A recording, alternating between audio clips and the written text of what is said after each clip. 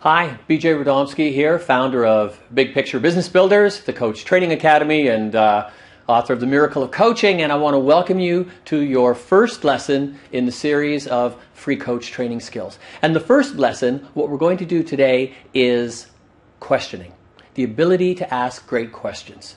All coaching starts and revolves around the questions that you ask. And a great question has three characteristics.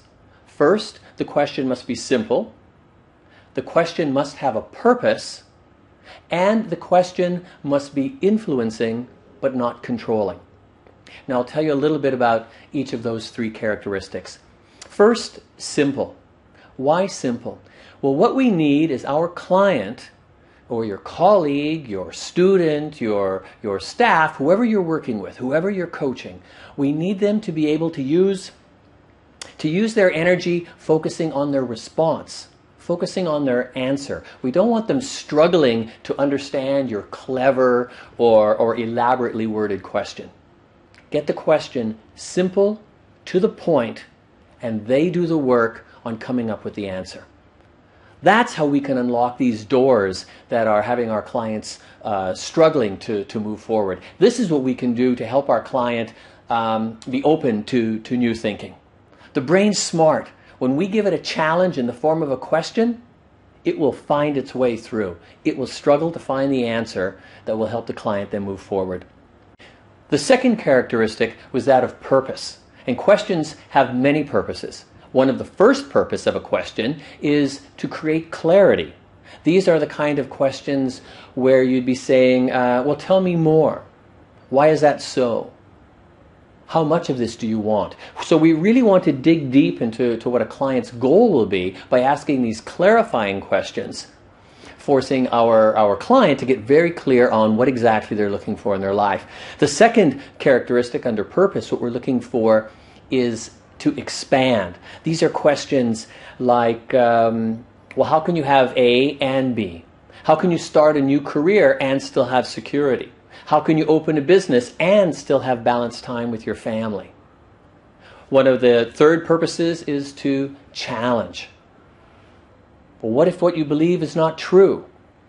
Can you think of someone who has gone after your goal and still was able to hold on to what they had before? So a challenging question is one that's going to have our client look for alternatives that they didn't think existed previously.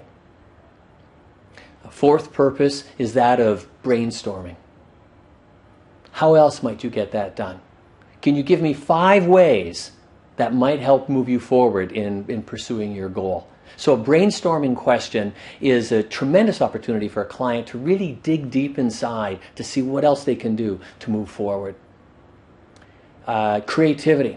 One of the purposes we like in our questions is to force a client to be creative. What might someone else do in your situation? What would Steve Jobs do in your situation? So you challenge them with a question that will ask them to get very creative about the current situation they're in and think outside their box of what a solution might be that could move them forward. And the third characteristic we talked about in questioning is that the question must influence but not control. And this is a very thin line, and sometimes this is a very dangerous step for new coaches. For a new coach that wants to get results quickly. And if you're coming from a background as an executive, as a consultant, as a professional trainer, you're used to giving answers. And as a coach, this is one thing that you really must hold back on. We want to ask a question to influence the client, to have them dig deep, but not to control the direction they're going in. It's not your role to tell them what to do, and it's not your role to judge the action that they're taking. If they've taken a bad decision, it will show up. It's not your job to say to them in a question, well, that wasn't very smart, was it? What happens in a point like that is the rapport that you've been establishing is immediately broken. And now you're no longer working as a coach-client relationship, but it's now parent-child or trainer-student. And it changes the whole feel and it's actually against the theme of what coaching is all about. It's a collaborative process. And there's also a lot of pressure if you think you're going to be able to tell every one of your clients or everyone you work with what to do. You're not the expert of their life. You don't know all details of their life. You don't know everything behind the scene. Again, it's not your role to instruct. It's your job to coach. So here's a little homework assignment for you to do based on this lesson.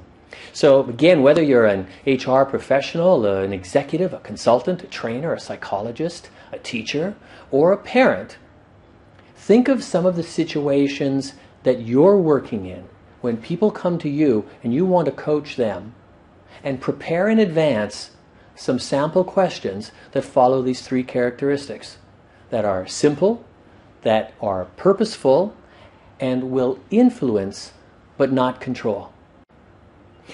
I'm also very interested in getting your feedback after you complete your homework assignment. I'd like you to send me an email, drop me a line, let me know how this worked for you. Send me some of your sample questions that you've come up with. And if there's anything else you'd like me to talk about in future training, give me that feedback. I'll prepare the session and I'll be very pleased to share it with you again in the future. Thank you very kindly. Be well, and I'll see you in the next video.